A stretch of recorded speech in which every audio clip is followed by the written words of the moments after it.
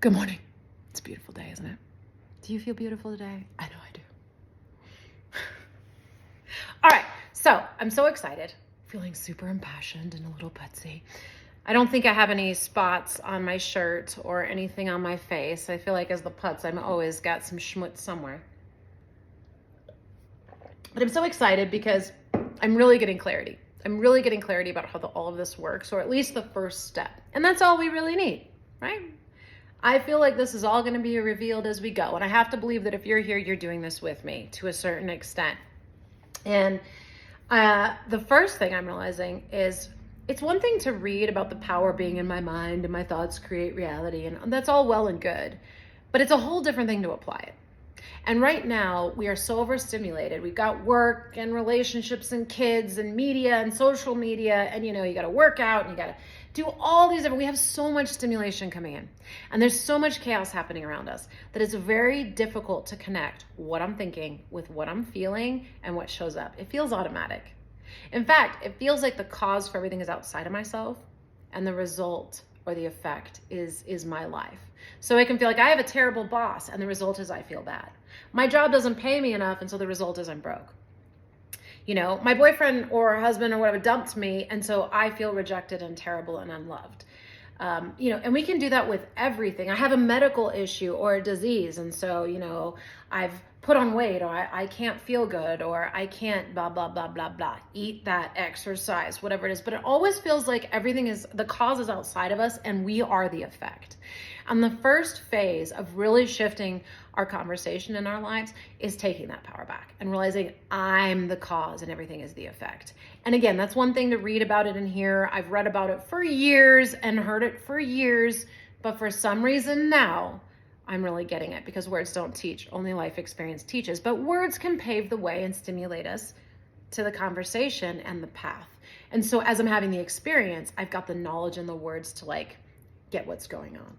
And I'm realizing over the last few weeks, it's been interesting because I feel like I've really been poking around in a problem and then I get happy and the solution, a totally different solution comes to me. And then I'm feeling, and I'm poking around in a problem and I'm worrying, which is where I'm really good. I'm going to manage all the issues in my life by thinking them to death, right? I'm going to wrestle them to the ground and kill them. And so I've heard that in a few places. I think it's such a great metaphor, but that's really what we do. Certainly what I do is I'm I'm going to think about it and think about it. I'm going to find the problem in the problem. And I really didn't get this whole vibrational conversation that's no, if I'm going to only focus on the problem, I'm going to get more of that. And it became really clear over the last few weeks, actually. I was thinking about sharing my past on here, and I've talked about it a few times. I need to share my past. I'm just going to leave it here.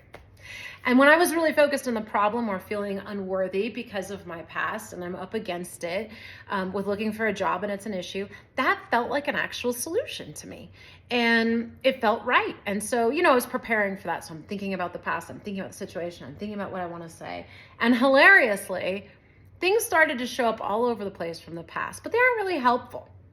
And it's just more of it. I realized just more of that conversation was showing up. I'd open up a storage tub and discover I've been hauling around some things from my past for 7 years that I haven't even looked at. It was ugh, why am I looking at this? And then a hurricane named after my ex-husband showed up in the Atlantic. I'm not kidding.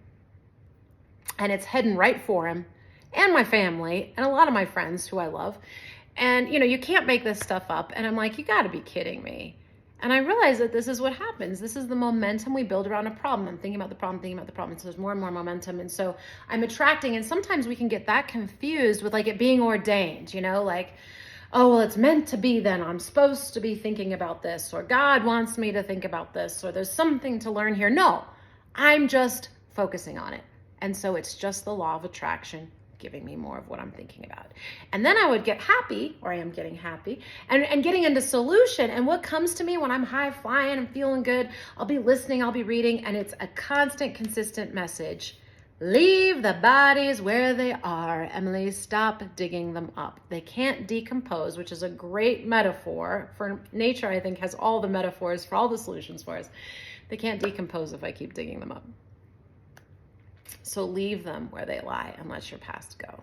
And why do you need to justify where you're at? My life is incredible. I don't need to justify it. And of course, there have been lots of other smaller scenarios. I just find that one particularly amusing. Not that there's a hurricane.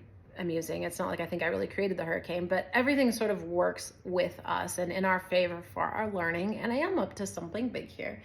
But it was a great example for me that I can't find the solution when I'm in the vibration of the problem. And whatever I'm focused on is growing. And I'm beginning to really connect the dots that I am creating what's happening outside me. And I can't shift anything in my life or really take my power back and become the cause, even though I'm always the cause. I have to know I'm the cause in order to really live the way I need to and take full responsibility, ownership, and accountability, and really get how important my thoughts are and what I'm focusing on before I can really have the effects in my life that I want. As long as I give them all my power, I have no power to do anything. I have to take my power back. And I'm the type of person where I have to really believe it. I'm not just going to say it. I have to get it to do it. I didn't walk until I was 16 months old. And you know what? That's just a great example. I'm a very quick learner. But until I really know it and I really am confident, I don't claim to do it. And so this is a process of learning. And we have all been trained. One, that the life is just happening to us and we have no control over anything. And that is so defeating because we really don't have control over anything outside of us. But if we can really get that everything's emanating from how I'm thinking, then I do have control over what's showing up in my life and at least my life experience. And that's really exciting. So that's an erroneous thing to say I have no control. I don't have control over other people in my life, but I have control about how I react and think about them. And over time, that does impact how I'm treated. So number one. Number two, we've been trained to find the problems in everything. We think it's a protective mechanism. And that's something that's been passed down human to human to human. It's no one's fault. It's no one's fault, right? We have to stop the blame game and passing the buck. Like I get to take ownership for my life and where I'm at. I take responsibility for my life. It's not my mom's fault, not my dad's fault, not my grandma's fault, not my grandma's fault, not Adam and Eve. It's me. And I'm the one in the point of the power to change it because the point of power is right now and I'm living right now with my life. And that's so important. But we have been trained to see everything that's wrong in life. And we think it's a protective mechanism. We think it's actually going to help us. Like I'm looking for red flags. We don't realize that by looking for red flags or problems, we're making more of them. If only we knew that. And so I love thinking about it like a coin, right? If heads is everything that's right with a situation and tails is everything that's wrong with a situation, it's really important that we realize that you cannot look at both at the same time. You got to pick a side. And right now, it is so common to pick the negative side and see everything that's wrong with it. And if you dare even to look at what's right at a situation, you are an idiot in society. Let's face it. We love the facing reality, making sure you're being real about it. And if only we knew that was actually exacerbating situations. If only we knew that the people who were seeing everything that's right with a situation were actually expanding what was right with a situation and helping and being successful because that's what they're doing, we would change overnight. I mean, it's literally like flipping a coin. But just because something is simple doesn't make it easy. So I'm aware of it now, and I'm like trying to flip the coin, like, I want to look at this side. I want to look at this side. And I was even born naturally positive, which we probably all were, be it more born natural optimists, but I especially was. And still getting that rubber to meet the road, simple, not easy, because I've spent a lot of time trying to protect myself with what's wrong or trying to soothe my unworthiness conversation. Let's be honest there. It's so easy to go on social media and see all these people thriving and being successful and doing all these things. And then we try to make it wrong because we feel like we're comparing ourselves, which is the totally wrong thing to do. Everyone is in their own dream, their own world, their own reality. We have no idea what's going on in people's lives. And we want people to thrive. If we're being honest with ourselves, we don't want other people to be doing poorly. But when we're feeling unworthy and we go on social media and we see other people thriving, we tend to compare ourselves and then look for everything that's wrong about them or justify why they're there and we're not, which is pointing out, oh, it's just an inheritance, or, oh, she's young and that's why she looks so hot, or, all these ways that we justify the differences between us. And we don't realize that that's just to soothe our unworthiness conversation, which is doing what? Feeding into our own unworthiness. Judge not, lest ye be judged, is not because God out there is going to judge us or because other people are going to judge us. It's because we are going to judge ourselves the way we're judging other people. And nothing holds us back like our own self-judgment. So when it comes to seeing everything right about a situation, it's about compassion and love that we show for ourselves and we're showing for others, and it becomes sort of this whole cohesive mechanism. But the first phase, I'm all about process improvement. I love this because it's what I've done in business, project management, operations management, and it's hilarious to me that it also comes into transformation and, coaching and like developing a person and process improvement isn't that different than human improvement. It's hilarious. Like it all works together, and I love that linking. But the challenge with that is it can be really easy to always see what needs to be better. Everywhere I've always worked or anything I'm doing, I'm always looking for how can this be improved? How can this be improved? And I do that with myself. And on the one hand, it's awesome because I'm always growing and I'm always getting better. And everywhere I am, things are always getting better. But there's also an inclination to see problems and look for things that are wrong and need to be improved. So the first part here is sort of developing this sensitivity to seeing that the way I think about things is generating what's happening.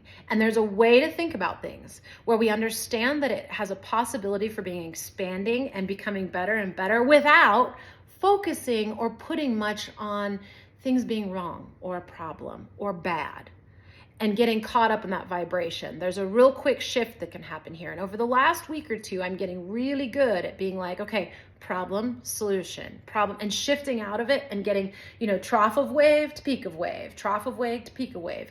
And it's a little bit of a weird process, but taking my power back and seeing how I'm impacting everything that's showing up and becoming the true cause, there's nothing comparing to that. So I have to believe that if you're here with me, you're about this conversation too.